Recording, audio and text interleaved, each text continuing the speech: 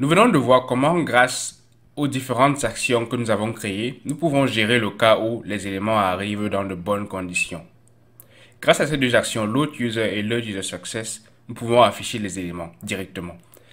À présent, abordons le troisième cas.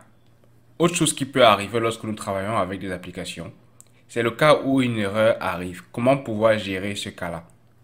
Pour le faire, simulons juste dans notre service l'erreur qui peut surgir lorsque nous avons notre application. Pour cela, il ne manque plus que de modifier l'URL de notre API. Donc à la place de user, je vais mettre 2S à la fin pour users. Et lorsque je vais sauvegarder tout ceci et que nous essayons à nouveau de télécharger les utilisateurs, nous recevons naturellement une erreur de notre API.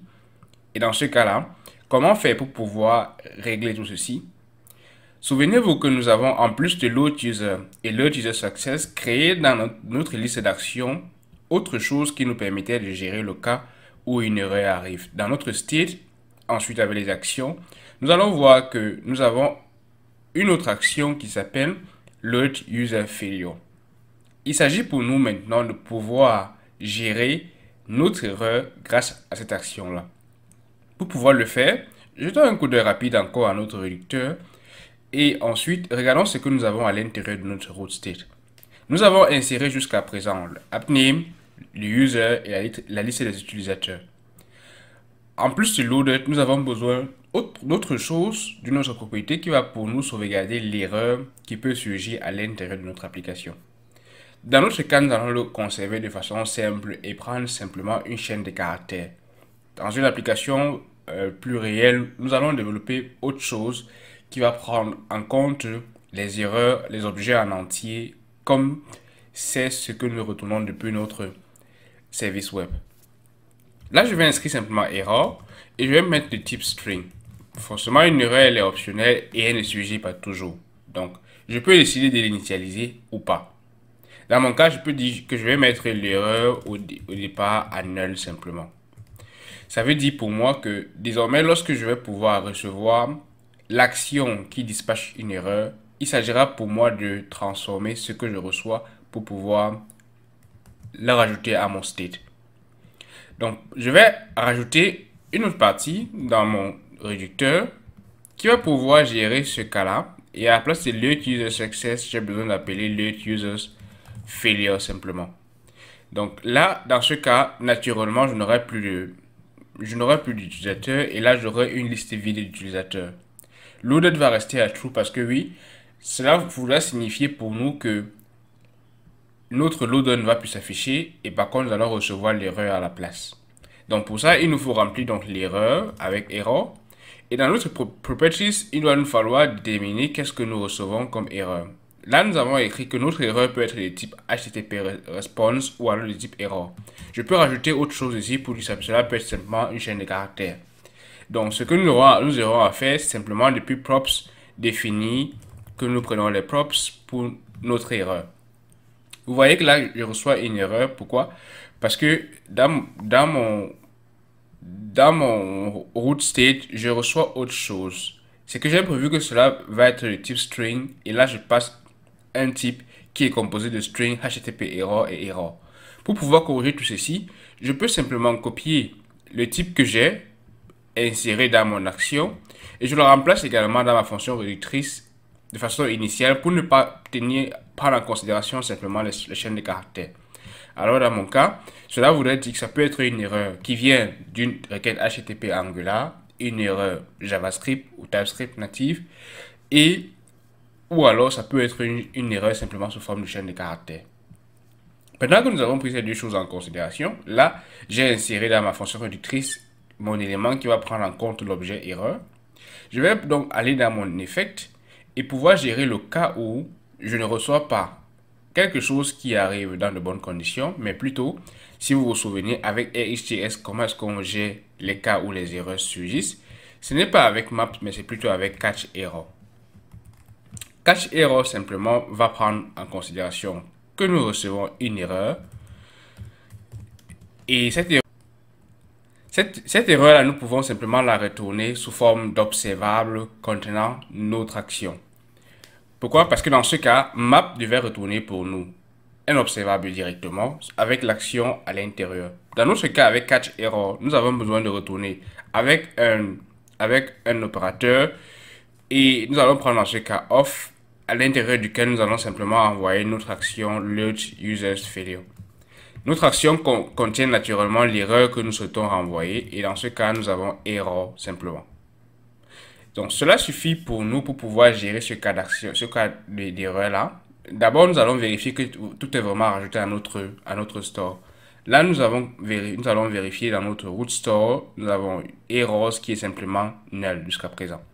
Je vais essayer de charger la liste des utilisateurs et nous allons voir que désormais nous avons une action, le user failure qui est affichée et dans notre cas, nous allons vérifier à nouveau à l'intérieur de notre store. Nous allons nous rendre compte que désormais, nous avons à l'intérieur avec tout le error body, etc. Ce que nous pouvons faire, c'est que comme nous savons à quoi ressemble notre objet erreur, on peut décider qu'on prenne simplement error.body.error pour avoir juste l'erreur qui va être retournée depuis notre application. Vous pouvez, comme dit précédemment, formater cette erreur de différentes manières en fonction de ce que vous aimeriez voir et afficher à votre utilisateur final. Dans notre cas, nous allons revenir simplement en modifiant l'erreur qui est affichée. Donc là, on peut dire par exemple que dans notre error, nous allons prendre error et vous vérifiez que dans ce que nous avons, on va prendre simplement error.body.error puisque c'est ce que nous recevons au final. Donc là, nous allons prendre error.body.error. Donc en sauvegardant tout ceci et en reprenant et en réessayant de charger tout cela, nous allons voir que nous allons recevoir désormais collections user not found. Donc si nous allons à l'intérieur de notre store, nous allons voir désormais l'erreur qui est affichée directement. Ce que nous pouvons faire désormais, c'est de créer un sélecteur qui va nous permettre donc de récupérer cette erreur et d'afficher à l'intérieur de notre composant. Là, je vais dupliquer ce que nous avons jusqu'à présent. Je vais appeler simplement ceci getError. Donc, je vais appeler getError et cela va être toujours la composition de notre root state. Et à l'intérieur, au lieu de retourner simplement state.loaded, je vais retourner state.error. Ce qu'il ne me reste plus qu'à faire, c'est d'aller dans mon composant app.component.ts, de créer une propriété que je vais appeler errors message par exemple. Donc là, je vais appeler error message et cela va être un observable de type string pour le moment, puisque nous avons décidé de prendre simplement le contenu à l'intérieur de notre erreur. Donc ce que je vais faire, c'est qu'en dessous des autres pour initialiser, donc je vais prendre 10.error message et je vais appeler pour ça 10.store.pipe et à l'intérieur sélectionner simplement avec getError venant de mes sélecteurs. Donc vous voyez que là je dois faire une composition puisqu'il me dit que ça peut être un string HTTP error ou alors simplement error. C'est pourquoi j'ai besoin de cette composition à nouveau à l'intérieur. Donc là je vais prendre HTTP error response. Comme j'ai dit, vous pouvez le structurer de différentes manières dans votre application en fonction de ce que vous souhaitez avoir. Là, dans ce cas, j'ai choisi de vous montrer comment est-ce qu'on peut composer ces différents types-là. Et là, HTTP error response, et je dois l'importer naturellement depuis HTTP. Et là, je peux prendre ici error comme troisième type. Désormais, j'ai mon erreur, ou alors mon message contenant cette erreur-là. Et je peux aller dans mon composant HTML, je dis, lorsque ceci est true, et aussi nous allons vérifier que notre erreur est affichée simplement lorsqu'il n'y aura pas d'erreur simplement. Notre tableau va être affiché lorsqu'il n'y aura pas d'erreur et lorsque tout ceci va être déjà chargé. Donc ce que je peux faire pour afficher mon erreur, c'est simplement de dire qu'en dessus, je vais créer un autre ng container qui va permettre donc de pouvoir retourner, qui va prendre un ng if et dit simplement que nous avons error message. Je pense que c'est avec le dollar que nous l'avons écrit, bien sûr. Et là, je vais dire async. Donc, dans ce cas-là, il devra afficher pour nous notre error message simplement avec le pas passer une cron à l'intérieur. Donc, si cela est présent, nous pourrons simplement l'inscrire à l'intérieur de de notre ng container. Donc, nous pouvons mettre par exemple autour un div auquel nous allons ajouter des classes de Bootstrap avec par exemple alert et alert danger.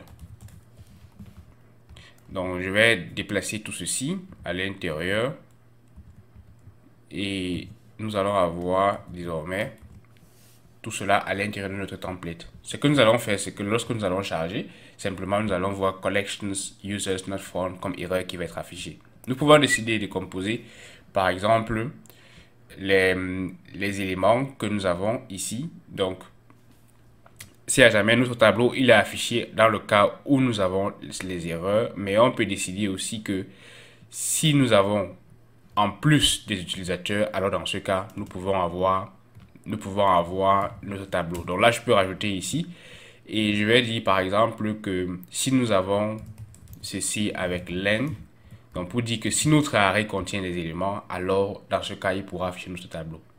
Donc là, je vais sauvegarder tout ceci et nous aurons désormais load user et seulement collections user not found sans avoir notre tableau qui s'affiche auparavant. Donc ici, on peut se servir de la composition des différentes actions pour pouvoir gérer différents cas qui peuvent surgir dans une application. Le cas où nous avons le succès, le cas où nous avons une erreur, ou alors le moment qui sera utilisé pour pouvoir gérer le chargement des éléments dans notre application. Maintenant que nous avons fait passer ces différentes étapes avec NGRX, il suffit pour nous maintenant de voir comment est-ce qu'on peut gérer les différents cas d'opération dans une application. Par exemple, lorsqu'il s'agit de modifier les éléments existants dans le store, lorsqu'il s'agit de pouvoir les manipuler ou alors simplement les supprimer. Pour le faire, je vais profiter de cela pour pouvoir vous montrer comment structurer aussi un feature que nous ajoutons à l'intérieur de notre application. Pour le moment, nous avons simplement pris root. Nous allons créer maintenant un autre feature qui va représenter la liste des livres simplement, pas des noms et pas grand chose en plus, qui va représenter une liste de livres et nous allons pouvoir modifier, supprimer ces différents éléments du store. Voyons voir comment est-ce qu'on va rajouter d'abord notre fonctionnalité dans l'architecture existante.